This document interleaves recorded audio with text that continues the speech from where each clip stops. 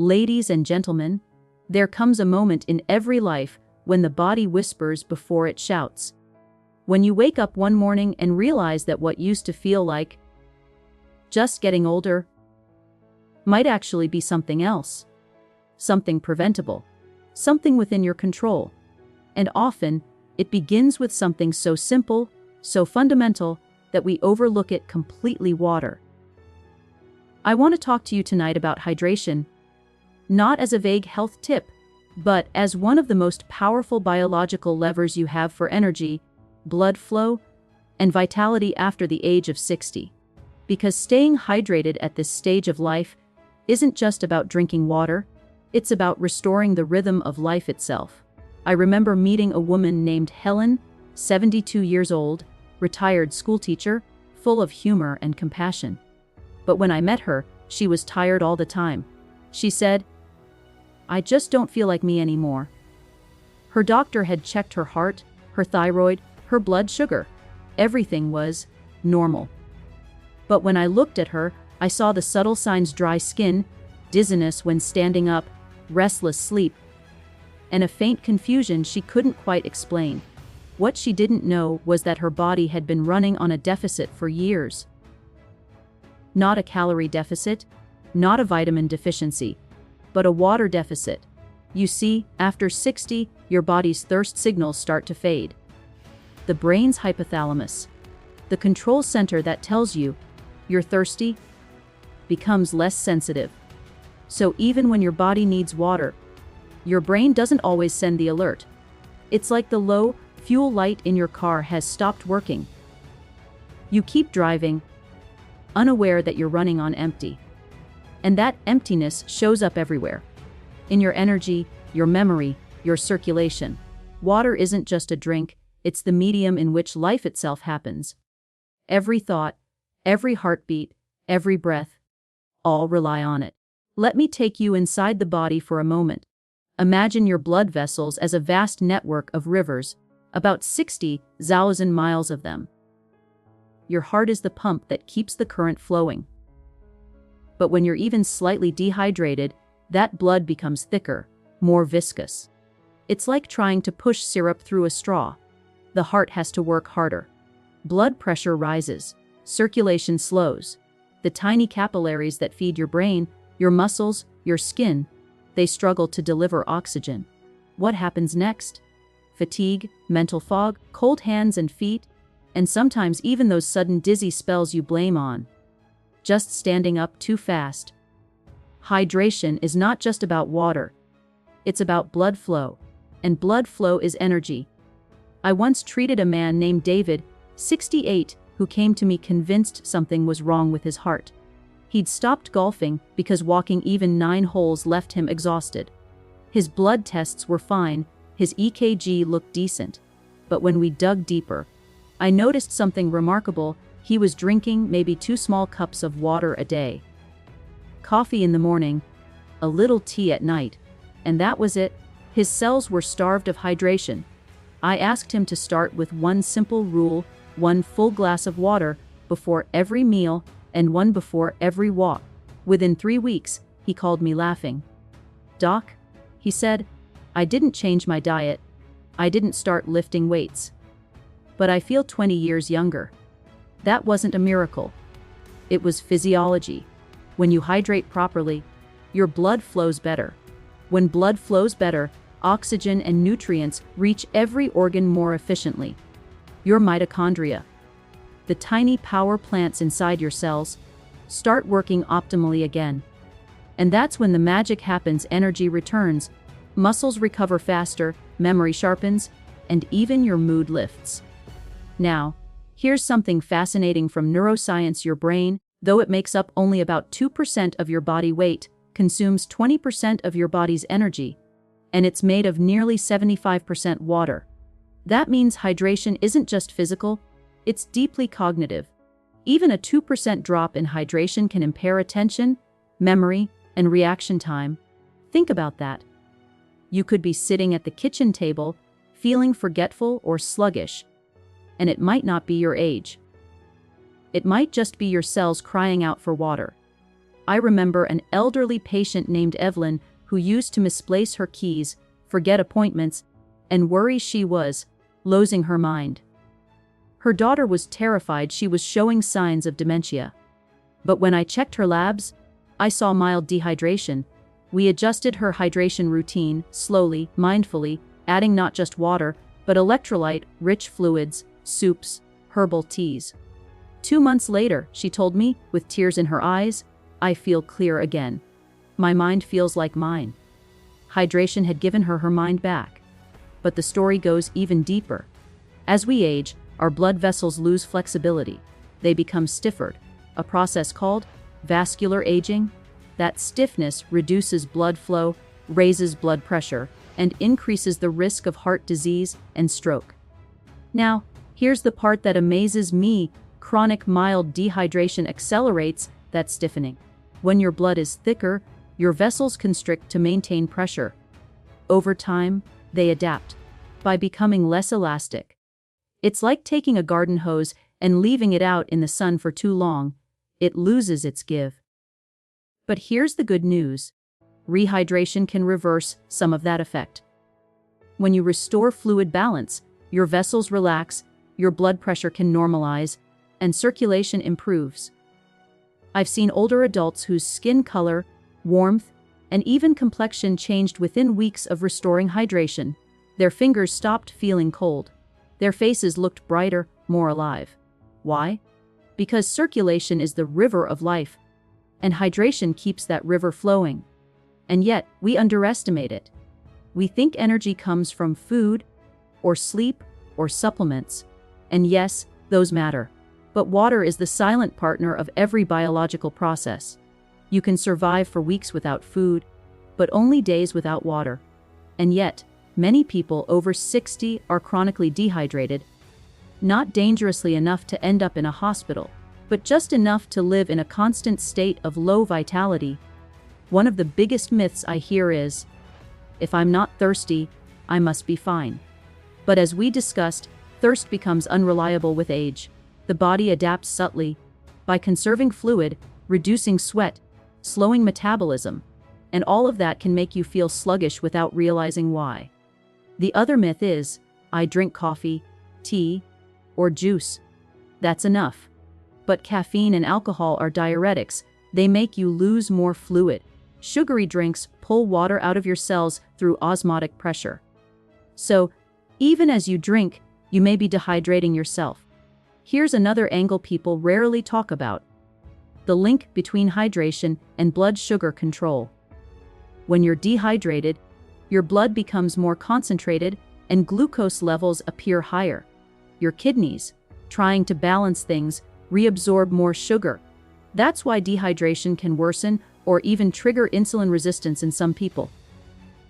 Conversely, when you stay hydrated, your kidneys can flush excess glucose more efficiently, helping stabilize energy levels throughout the day. Now, think of the brain again, not just as an organ, but as an electrical system. Every neural signal, every memory, every emotion, every movement is an electrochemical impulse conducted through a watery medium.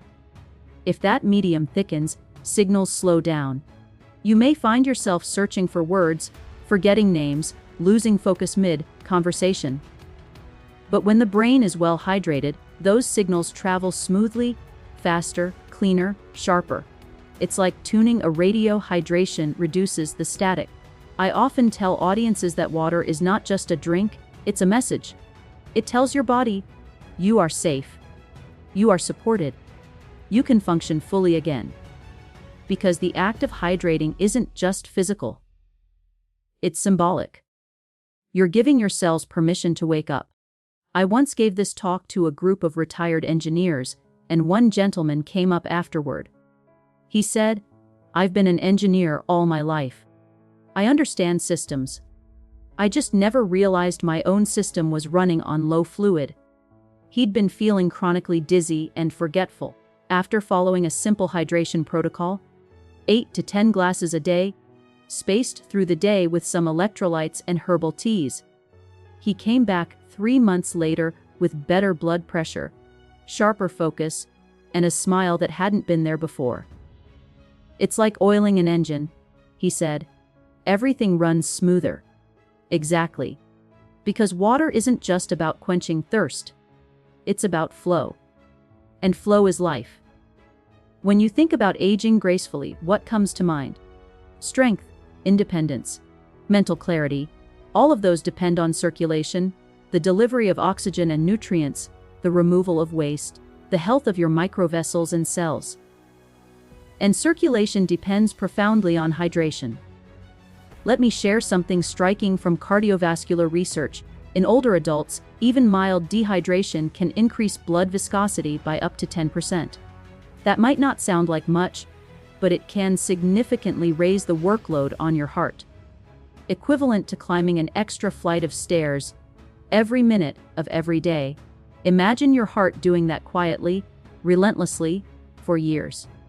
Now imagine how much lighter it feels when that burden is lifted. That's what hydration does.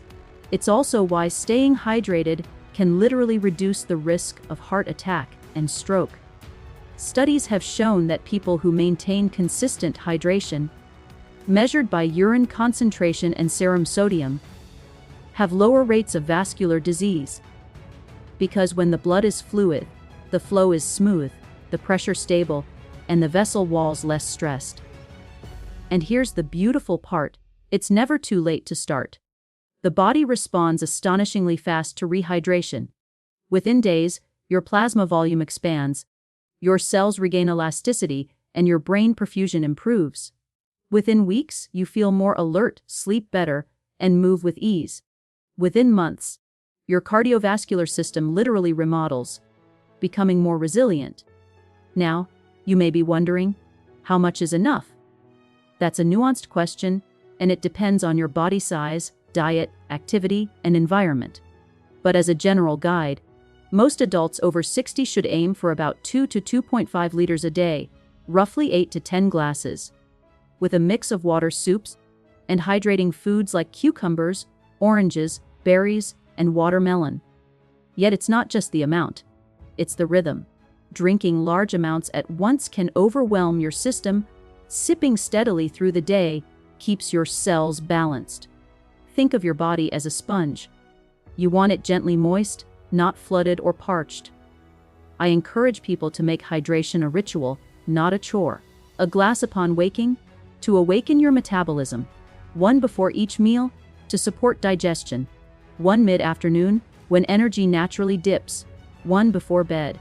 Just enough to nourish, not enough to disrupt sleep. Because hydration, like health itself, is about consistency, not perfection. And when you get it right, you'll notice subtle miraculous deeper sleep, steadier moods, warmer hands, easier movement, fewer headaches. Your skin glows not because of expensive creams, but because your microcirculation is alive again. Your heart beats easier. Your brain feels lighter. You realize, maybe for the first time in years, that aging doesn't have to mean decline. It can mean awakening. And that awakening, my friends, begins with something as humble and ancient as water, because what we call aging is not just the passage of time, it's the gradual drying of life. Every cell, every tissue, every organ slowly loses its fluid balance, and with it, its vibrancy. But when you replenish that balance, when you give your body back the hydration it craves, you're not just adding years to your life. You're adding life to your years. Let me tell you about Maria. She was 81, frail and soft-spoken, a retired nurse who had spent decades caring for others but had forgotten how to care for herself. She came to me after fainting one morning while gardening. Her tests showed no major heart issue, no neurological cause, but she was profoundly dehydrated. Her blood sodium was elevated, her skin was paper, dry, and her pulse irregular. I remember sitting beside her hospital bed and saying, "Maria, your heart isn't weak, it's thirsty." We started slowly, half a glass every 2 hours, then more. Within a week, her energy rose. Within 2, her heart rhythm stabilized. She told me, "I never thought something so small could make me feel so alive." Months later, she sent me a photo. standing in her garden again, sun hat on, watering her roses. And she wrote, "I water them every day now, and I drink with them." That, to me, is the essence of health after 60. We must water what we wish to keep alive, both outside and within. You see, hydration doesn't just change the chemistry of your blood. It changes your relationship with your body. It reconnects you to the signals you've learned to ignore: thirst, fatigue, tension, even emotion. Because water influences not just the physical body, but also the nervous system, the subtle currents of stress, calm, and balance. When you're dehydrated, cortisol, your stress hormone, rises. Your heart rate variability decreases. You become more reactive, less centered. It's harder to concentrate, harder to find calm. But when your body is well hydrated, your nervous system stabilizes. Your heart rate steadies. Your brain waves slow. You think more clearly, breathe more deeply, and feel more like yourself. I've watched people who were anxious, irritable, or easily fatigued regain calmness simply by hydrating regularly. It's as though the brain, starved for equilibrium, finally exhales. And there's a poetic symmetry here. Because water is calm, it's adaptable, flexible, yielding, yet strong enough to carve canyons. Staying hydrated after 60 isn't just a biological act, it's a spiritual one. You're aligning with nature's own element of renewal. Now, there's one more piece of this story. The one we don't talk about enough: how dehydration amplifies loneliness. I know that may sound strange, but listen closely. Many people over 60 live alone, often eat alone, and their daily rhythms grow quieter. Without realizing it, they also drink less. Fewer shared meals, fewer reminders to hydrate, and as the body dries, so too does mood. Mild dehydration can increase fatigue, irritability, even depressive symptoms. So, when I encourage hydration, I'm not just prescribing water. I'm prescribing connection. I ask my patients to tie their hydration to moments of meaning. A call with a friend, a walk outside, a cup of tea shared with someone they love. Because when hydration becomes part of your social rhythm, it becomes sustainable. And the body remembers what it feels like to be nourished, not just fed. Hydration is also one of the most underrated keys to preventing falls and hospitalizations in older adults. Think about it. Dehydration reduces blood volume, lowers blood pressure, and impairs balance. The inner ear, responsible for equilibrium, relies on fluid consistency. When that balance is off, dizziness follows. How many people have fallen, broken a hip, or ended up in rehab simply because their body was quietly running dry? I remember a man named Samuel, 76, strong, stoic, the kind who never complained. He fell in his driveway one hot afternoon and fractured his wrist. When we spoke later, he said, "I just got lightheaded for a second." But that second changed his year.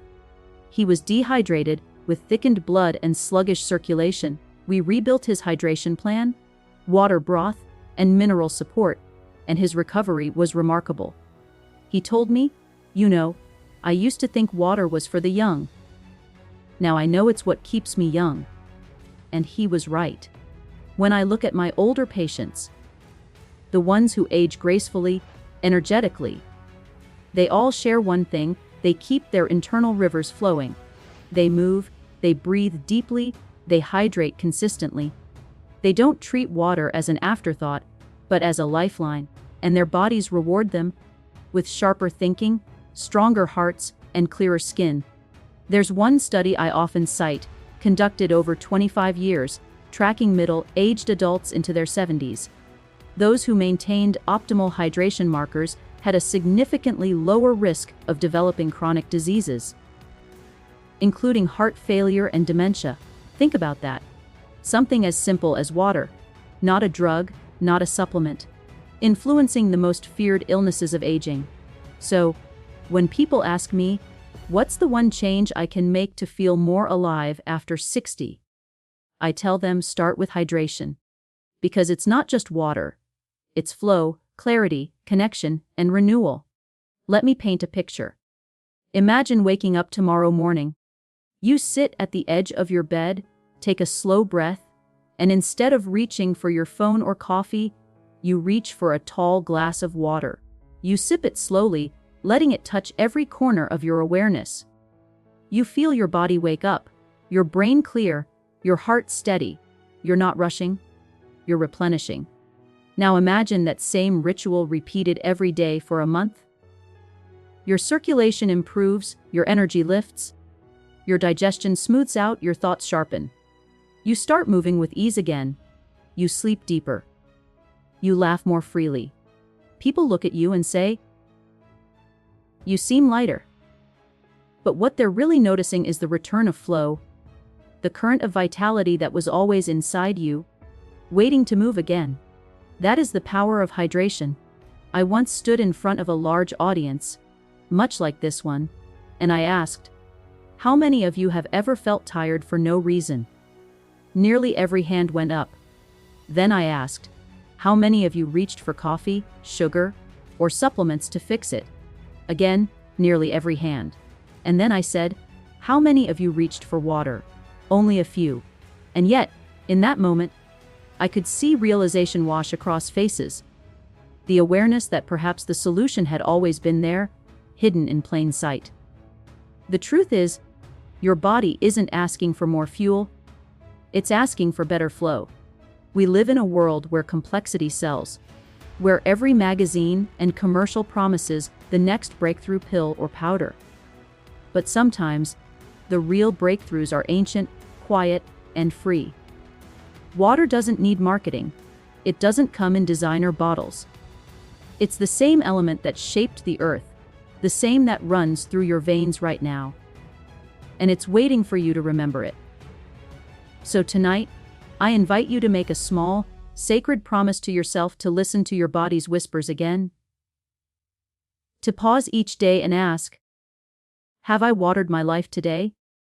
Because when you do, when you hydrate your body, your mind, your heart, you awaken something timeless. You awaken the current of energy that never truly left you. And one day, not long from now, you might find yourself walking up a hill you once avoided, remembering names you thought you'd forgotten, smiling without knowing why.